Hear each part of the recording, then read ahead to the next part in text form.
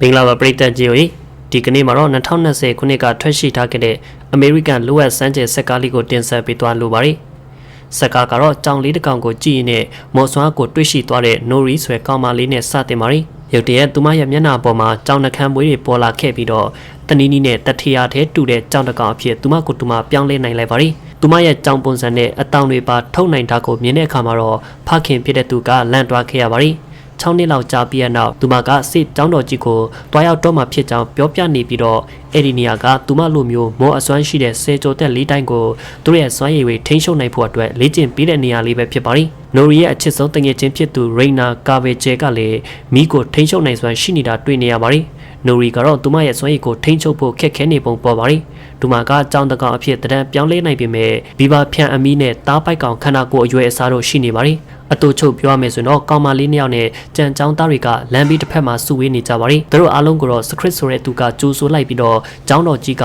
တော့အုပ်အထဲမှာရှိကြောင်းသူကရှင်းပြပါတယ်။လမ်းလျှောက်လာနေကြရင်နဲ့နိုရီကចောင်းသားတယောက်နဲ့စကားပြောကြည့်ဖို့ကြိုးစားပေမဲ့သူကသူမနဲ့စကားပြောတာကိုစိတ်ဝင်စားတဲ့ပုံပေါ်နေပါတယ်။နောက်ဆုံးတော့သူတို့ကဝင်ပေါက်တစ်ခုကိုရောက်လာကြပါတယ်။နိုရီနဲ့ရိနာတို့ကလည်းအပေါက်ကနေဝင်လာကြပြီးတော့စစ်ចောင်းတော်ကြီးရဲ့ပတ်ဝန်းကျင်လှတရားကြောင့်အလွန်ဆွဲမဲ့သွားကြကဒီကျောင်းမှာចောင်းသားတိုင်းကိုသူတို့ရဲ့စွမ်းအားတွေအားလွတ်လပ်စွာဖော်ပြခွင့်ပြုထားပါတယ်။ចောင်းအုပ်ဆရာမကြီးမစ်စစ်ကလိုက်လင်ကာကចောင်းသားတွေအားလုံးကိုနှွေးထွေးစွာကြိုးဆိုပေးလိုက်ပြီးစစ်လန်းစင်နဲ့သူတို့ရဲ့မော်အစွမ်းတွေကိုတိုးတက်လာအောင်လေ့ကျင့်ခံရတော့မှာပါလို့ပြောပါတယ်။သူမကစစ်ကျောင်းတော်ကြီးဟာကျောင်းသားတွေရဲ့အရေးအသွေးအပေါ်မှာအခြေခံပြီးအဖွဲ့9ဖွဲ့ခွဲတွားမှာပါလို့ရှင်းပြပါတယ်။ဒရိတ်ဆန်တွေနဲ့ဆက်သွယ်ပြောဆိုနိုင်တဲ့ Fancy အဖွဲ့အရာဝတ္ထုတွေကိုသူတို့စီဆွဲယူနိုင်တဲ့ Flicker အဖွဲ့မိတွေကိုထိန်းချုပ်နိုင်တဲ့ Play အဖွဲ့ပြန်တန်းနိုင်ကြသူတွေအတွက် Flyer အဖွဲ့နဲ့စတနာရှိတဲ့အတိုင်းဘယ်ဒရိတ်ဆန်ပုံစံမျိုးမဆိုပြောင်းလဲနိုင်တဲ့ Flasher အဖွဲ့တို့ပဲဖြစ်ပါတယ်။ဒါပေမဲ့ဘေးချောင်းသားတွေကကုန်ထူးတန်းအဆင့်အတန်းတွေကိုတက်ရောက်ဖို့ထိုက်တန်တယ်လေဆိုတာကိုခွဲခြားဖို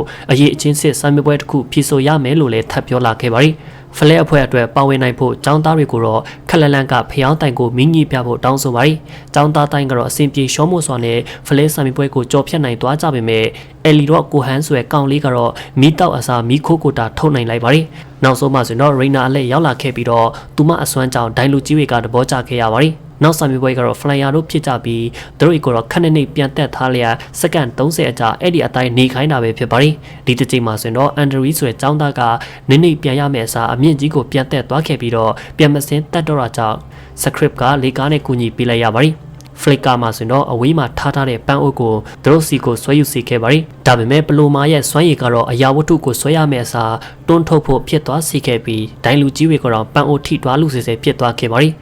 Fancy အဖွဲ့ကတော့ခွေးတွေရဲ့နာမည်အကြိုက်ဆုံးအစားအစာစသဖြင့်အချက်လက်တွေကိုမှန်ကန်စွာခန့်မှန်းပြရပါတယ်။နောက်ဆုံး Flasher ចောင်းသားဖြစ်ဖို့လူတွေကတော့သူတို့ရဲ့ကြောင်ငယ်လေးပုံတံကို6စက္ကန့်အကြာထိန်းထားကြရမှာဖြစ်ပါတယ်။နိုရီရဲ့အလက်ကလေးရောက်လာခဲ့ပါပြီ။မျောလင့်ထားတဲ့အတိုင်းပဲသူမကငကားတောင်ပန်နဲ့ကြောင်လေးတစ်ကောင်ပုံစံပြောင်းလဲလိုက်ကသူမကတမှုကွဲပြားနေတာကြောင့်ဒိုင်လူကြီးတွေကစိတ်ပြတ်သွားကြရပါတယ်။ဒိုင်လူကြီးတွေကတတ်မှတ်ဆုံးဖြတ်ကြပြီးနောက်ကျောင်းသားတွေအားလုံးကိုစိုင်းပွဲရလတ်တွေကြည့်ကြဖို့ပြောကြပါတယ်။ရိနာက Flay ကုန်ထူတန်ဝင်သွားခဲ့ပြီးတော့နိုရီကတော့ UDM ဆိုတဲ့စောက်ထိုးမျိုးမော်စွမ်းအတန်းကိုရသွားခဲ့ပါတယ်။စစ်ကျောင်းသားတွေကိုအဆောက်အအုံအထဲမှာလေ့ကျင့်ပေးကြပြီးတော့ uniform တွေပေးမှဖြစ်ပေမဲ့ UDM ကျောင်းသားတွေကတော့မြောက်ကတုတ်ချင်းထဲမှာတင်ကြားရမယ်ဆိုတဲ့အချက်ကိုလက်ခံကြရပါတယ်။နိုရီအပါအဝင်အရေးချင်းစာမျိုးပွဲမအောင်တဲ့သူတိုင်းကို UDM အတန်းမှာထားတာပဲဖြစ်ပါတယ်။သူမကလက်တွေ့အခြေအနေကိုလက်မခံရှင်တီးဆဲဖြစ်ကသူမစာမျိုးပွဲအတွင်းမှာထူးချွန်စွာပြသနိုင်ခဲ့ပါတယ်လို့ခန်းစားမိနေခဲ့ပါတယ်။မော်အစွမ်းလေ့ကျင့်ကြရမယ့်အစားသူတို့ရဲ့စွမ်းအားတွေကွဲပြောက်သွားတဲ့အထိသူတို့တိုးတက်မှုရှိနေစေဖို့တင်ချလိုမျိုးကျောင်းကဘာသာရပ်တွေကို script နဲ့အတူတင်ယူကြရမှာဖြစ်ပါတယ်။ကျောင်းအုပ်ကြီးကလည်းရောက်လာခဲ့ပြီးတော့ UDM တွေကဖြိုပြဲတွေနဲ့ပြက်စီးမှုတွေကိုဖြစ်စေတဲ့မော်အစွမ်းတွေကိုတိုးရထားလေးရှိကြတာကြောင့်လူသားတွေအတွက်အန်ဒီယာတစ်ခုဖြစ်နိုင်ပြီးဒါကြောင့်သူတို့ကိုတင် जा ပြီးလို့မရဘူးလို့ရှင်းပြပါတယ်။ဒီအကြောင်းရင်းကြောင့်သူတို့ရဲ့မော်အစွမ်းကိုပြတ်သုံးခွင့်ပြုပြီးတော့တာမန်လူသားတယောက်လိုပဲနေကြရမှာဖြစ်ပါတယ်။တစ်ဖက်မှာဆိုတော့ရိနာကသူမရဲ့ပထမဆုံး training ကိုတက်ရောက်နေပြီးတော့ဆရာမကစိတ်ပြိုင်ပွဲမှာကျောင်းကိုစားပြုအရေးအသွေးတစ်မျိုးစီထဲကအတော်ဆုံးကျောင်းသား2ယောက်စီကိုရွေးချယ်သွားမှာပါလို့အသိပေးပါတယ်။ပြိုင်ပွဲအနိုင်ရတဲ့လူကတော့ရောက်လာတော့မဲ့နှစ်ပတ်လည်တီထောင်တူများနေမှာစွမ်းရည်ပြသပေးရမှာဖြစ်ပါတယ်။သူမရဲ့မီးအစွမ်းကိုပိုတိုးတက်စေဖို့ရိနာကိုသူမမီးတောက်နဲ့ပေါက်ပေါက်ဖောက်ပြရန်ပြောပါတယ်။သူမကအာယုံထွေပြားနေပြီးတော့ပေါက်ပေါက်ကလည်းတူးသွားခဲ့ကဆီယာမကစိတ်ပြတ်သွားရပါတယ်။ရှန်ဒရာဆိုတဲ့ကောင်မလေးတယောက်ကရိနာကိုလိုအပ်လေးလာနေခဲ့ပါတယ်။နောက်တနေ့မှာတော့တပြက်စီးပြန်တွေကိုထိန်းချုပ်နိုင်အောင်လေ့ကျင့်ရတော့မယ်လို့ထင်ပြီးနိုရီကအလွန်စိတ်လှုပ်ရှားသွားပါတယ်။ ဒါပေမဲ့တကယ်တော့တာမန်တပြက်စည်းဝေတာဖြစ်ပြီးသူတွေကိုအမိုက်လဲခိုင်းတာပဲဖြစ်ပါတယ်။နိုရီကဆီယာမတင်ကြားတာတွေကိုမတ်ဆုလိုက်မှတ်နေကြတဲ့ဖလက်ဆာအတန်းသားတွေကိုတွေးလိုက်ပြီးတော့တိတ်တိတ်ကလေးအတန်းကိုလိုက်တက်ခဲ့ပါတယ်။သူမကြောင်းဝင်နောက်ဆက်လာခဲ့ပြီးတော့တခြားသူတွေရဲ့အရှိမသူမကိုသူမတက်တည်ပြဖို့ကြိုးစားပါတယ်။ထင်ထားတဲ့အတိုင်းပဲသူမကထူးဆန်းတဲ့တက်သွားတကောင်အဖြစ်ပြောင်းလဲသွားခဲ့ပါတယ်။ script ကဒီလိုထပ်မလို့ဖို့သူမကိုအတိပေးပါတယ်။နေ့လည်စာစားတဲ့အချိန်မှာတော့ရိနာကတခြားသူတွေနဲ့မရောဘဲနဲ့နိုရီကတော့သူမရဲ့တငယ်ချင်းအစ်စ်တွေနဲ့ပို့ပြီးတော့ရင်းနှီးလာခဲ့ပါတယ်။ရိနာဟာသူမရဲ့အချစ်ဆုံးတငယ်ချင်းကိုမြင်သွားတဲ့အခါမှာတော့ရုတ်တရက်အလွန်စိတ်လှုပ်ရှားသွားခဲ့ပါတယ်။ဒါပေမဲ့သူမနိုရီစီရှောက်လာတာနဲ့ဆီယာမရောက်လာပြီးသူမကိုတားက UDM နဲ့အဆက်အဆံမလုပ်ရဘူးလို့ပြောပါတယ်။နိုရီကတော့လက်မလျှော့တေးပဲနဲ့ UDM တွေကတန်ဖိုးရှိနေသေးစေစွာကိုအားလုံးကိုထုတ်ပြဖို့စိတ်ပြိုင်ပွဲမှာအစွမ်းပြရန်စီစဉ်ထားကြောင်းတငယ်ချင်းတွေကိုပြောပါတယ်။နောက်တနေ့မှာတော့ UDM တွေအပအဝင်ကျောင်းသားတွေအားလုံးကလည်းလေ့ကျင့်မှုတွေကိုဆက်လုပ်နေကြပြီးအစွမ်းအစတိုးလာနေကြပါတယ်။တစ်ချိန်မှာဆီယာမကကျောင်းသားတယောက်ရဲ့ပေါပေါဆုပ်ကိုကျဉ်တ်နေကရိနာကတော့ပြပြဆုံအောင်လုပ်နိုင်ဖို့ရုန်းကန်နေရဆဲဖြစ်ပါတယ်။နောက်ဆုံးတော့သူမကမတူးအောင်လုပ်နိုင်လိုက်ပေမဲ့ဆီယာမကအရာတာကိုမကြိုက်သေးပါဘူး။ခန်းစားနေရတဲ့ရိနာကချန်ဒရာနဲ့တွေ့ပြီးတော့ရှမ်ဒရာကသူမရဲ့အလားအလာရှိတဲ့ဆွဲရည်ကိုကူဖွင့်ပေးမယ်လို့ပြောလာပါတယ်။နောက်ဆုံးမှာဆိုတော့သူမကနိုရီနဲ့တွေ့ခွင့်ရသွားခဲ့ပြီးတော့အဆင်ပြေနေတဲ့ပုံဟန်ဆောင်လိုက်ပါတယ်။စာကြည့်တိုက်အထက်မှာရိနာကဘဟီဒီဆန်ဆန်အမေရောင်စုပ်တုပ်ကိုရုတ်တရက်တွေ့ရှိသွားပါတယ်။စုပ်ကတော့သူမအနောက်ကိုပဲအဆက်မပြတ်လိုက်နေခဲ့ပါတယ်။အဲ့ဒီညမှာနိုရီကစိတ်ပြိုင်ပွဲအတွက်ပြင်ဆင်နေပေမဲ့သူမကတခြားတရိတ်ဆန်တွေအဖြစ်သာတရံပြောင်းလဲနေတာကြောင့်တငယ်ချင်းတွေကအပြစ်တင်လာကြပါတယ်။ရိနာကနောက်ဆုံးတော့ဇုတ်ကိုဖွင့်ကြည့်လိုက်ပြီးစာအုပ်အထဲမှာကွယ်ဝဲနေတဲ့အရေးမော်အစွမ်းတွေထွက်လာကရိနာကိုမှပူးကတ်တွားခဲ့ပါတယ်။စိတ်ပြိုင်ပွဲမှာဆိုတော့သူမရဲ့မိတောက်ဆွမ်းရည်ကအရန်ကောင်းမွန်တွားခဲ့ပြီးသူမပြိုင်ဖက်ကိုကြော်ပြီးတော့အနိုင်ရတွားခဲ့ကဆိုလိုလာကတော့တီထောင်တူများနေမှာသူမကတရုတ်ပြပေးရတော့မှာပဲဖြစ်ပါတယ်။ရုတ်တရက်အယူအမှုဖြစ်နေတဲ့နိုရီကလည်းရောက်လာခဲ့ပြီးတော့အကဲဖြတ်တိုင်းတွေအရှိမသူမကသူမတက်တည်ပြဖို့ထပ်ကြိုးစားပါတယ်။ကန်ဆိုရှင်တော့သူမကထပ်ပြီးမအောင်မမြင်ဖြစ်သွားပြန်ပါတယ်။သူမကကြီးမားပြီးတော့ကြောက်စရာကောင်းတဲ့တက်သွားတကောင်အဖြစ်ပြောင်းလဲလာကရိနာကအစွမ်းကြီးတဲ့မီလုံးကြီးတစ်လုံးဖန်တီးလိုက်လျက်သူမအချစ်ဆုံးတငယ်ချင်းကိုတိုက်ခိုက်လိုက်ပါတယ်။ရိနာကသူမဘာကြောင့်အရန်အားကောင်းနေရတာလဲဆိုတာကိုနားမလည်နိုင်တင်းစဲဖြစ်တာကြောင့်နိုရီကိုတောင်းပန်ပါတယ်။ကျောင်းအုပ်ကြီးကအလွန်စိတ်တူသွားခဲ့ပြီးတော့အမိတ်မနာခံရင် UDM ကိုရှင်းထုတ်ပစ်မယ်လို့ချိန်ချပါတယ်။သူမတငယ်ချင်းတွေကလည်းဘယ်အရာကမှသူတို့ရဲ့ကံကြမ္မာကိုစောက်ထုံးမှုရောဖြစ်အောင်မပြောင်းလဲနိုင်ပါဘူးလို့တွေးကနိုရီကိုအလွန်စိတ်ပြတ်နေကြပါတယ်။ script ကဒီတစ်ချိန်လုံးမှာ UDM တွေရဲ့အိမ်မက်တွေဖျက်ဆီးခံနေရတာကိုမြင်ရတာစိတ်မကောင်းဘူးလို့နောက်ဆုံးမှာတော့ဝန်ခံလာခဲ့ပြီးဒါနဲ့ပတ်သက်လို့သူတစုံတရာပြုလုပ်ရတော့မယ်လို့တဘောပေါက်ပါတယ်။သူကကျောင်းတော်ကြီးရဲ့စံတို့အတိုင်းလိုက်နေမဲ့အစားသူတို့ဘာလုပ်နေတယ်လဲဆိုတဲ့အပေါ်မှာအာယုံစိုက်ဖို့လိုအပ်တယ်လို့ UDM တွေကိုပြောပါတယ်။သူကိုယ်တိုင်လည်းပဲ UDM တယောက်ဖြစ်ပါတယ်။သူလည်းပဲပြိုင်ဆိုင်ရှားတယောက်ဖြစ်ပါတယ်။သူကတရိတ်ဆန်တွေသူ့ရဲ့အမိတ်ကိုနားခံလာအောင်ထိရှုံနိုင်ပေမဲ့တချင်းဆိုနေမှသာဒီလိုလုပ်နေတာဖြစ်ပါတယ်။အဲဒီနောက်တော့သူဟာသူတို့၄ယောက်ကိုသူတို့ရဲ့စွမ်းရည်တွေပုံမထက်မြက်လာစေဖို့လေ့ကျင့်ပေးရန်ဆုံးဖြတ်ပါတယ်။အဲဒီညမှာရှမ်ဒရာကရိနာအခန်းထဲမှာသူမကိုစောင့်နေတာကြောင့်ရိနာကလည်းလန့်သွားခဲ့ပါတယ်။ရှမ်ဒရာကဘဟီဒီစအုပ်ကိုယူသွားပေမဲ့စအုပ်ကတနီးနီးနဲ့သူမရဲ့စပွဲပေါ်ပြန်ရောက်လာပါတယ်။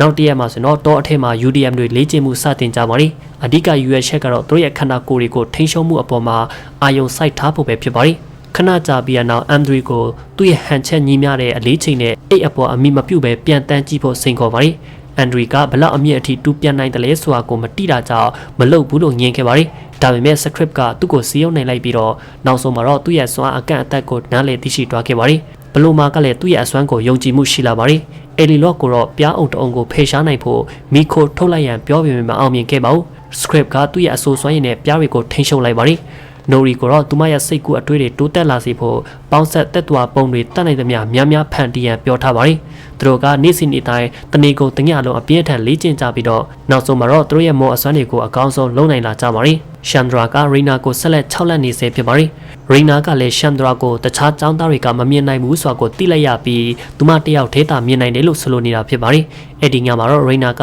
ကျိုးကိုင်ရှည်လေခံနေရပြီးတော့နောက်ဆုံးတော့အရေးမော်အစွမ်းကိုသူမအဝင်ခံလိုက်တာကြောင့်မော်စွမ်းကသူမရဲ့ခန္ဓာကိုယ်ကိုအပြည့်အဝထိန်းချုပ်နေပါတယ်။တကယ်တော့ theory ကမားနေခဲ့ပြီးအရီမော်အစွမ်းက UDM တွေကိုတမကလွိုင်းကိုဝင်ပိုးနိုင်ပါတယ်။နိုရီကရိနာစီရောက်လာပြီးတော့သူမကိုတွင်းကမကောင်းစွာဟာလူအိုင်းကိုဖျက်ဆီးတော့မယ်ဆိုတာကိုတိတွားခဲ့ပါတယ်။အဲဒီနောက်နိုရီသူ့ရဲ့အဖွဲ့သားတွေစီပြန်လာပြီးတော့ရိနာကိုတားဖို့နီးဗျူဟာတစ်ခုစီစဉ်ပါတယ်။နောက်ဆုံးမှဆိုတော့တီထောင်သူများနေကိုရောက်လာခဲ့ပြီးရိနာကိုသူမရဲ့မီးစွာအားလူအိုင်းအရှိမပြသပေးဖို့ဖိတ်ခေါ်လိုက်ပါတယ်။ သူမကရွယ်ချက်ရှိနဲ့မီလုံးအကြီးကြီးကိုဖန်တီးလိုက်ကအရေးမော်အစွမ်းတွေကိုပရိသတ်တွေအားပြသလိုက်ပါရီရိနာကကြောက်စရာကောင်းတဲ့တစ်တော်ကြီးတစ်ကောင်အဖြစ်ပြောင်းလဲသွားခဲ့ပါရီចောင်းသားတွေအားလုံးကသူမကိုတားဖို့စူးစမ်းပေမဲ့သူတို့ရဲ့အစွမ်းတွေကအလွန်တာမန်ဖြစ်ပြီးအားပြော့နေတာကြောင့်အကျိုးမထူးခဲ့ပါဘူးအထူးသဖြင့်အသုံးမွေနဲ့တရိတ်ဆန်တွေအဖြစ်ပြောင်းလဲတွားကြတဲ့ flexer တွေပဲဖြစ်ပါရီခဏကြာပြီးနောက် UDM တွေရောက်လာကြပါရီဘလိုမာကသူမရဲ့တွန်းကန်စွမ်းအားတွေကိုအသုံးပြုပြီးတော့မကောင်းစွာဝိညာဉ်အပပိုင်းကွဲထွက်မလာအောင်တားထားက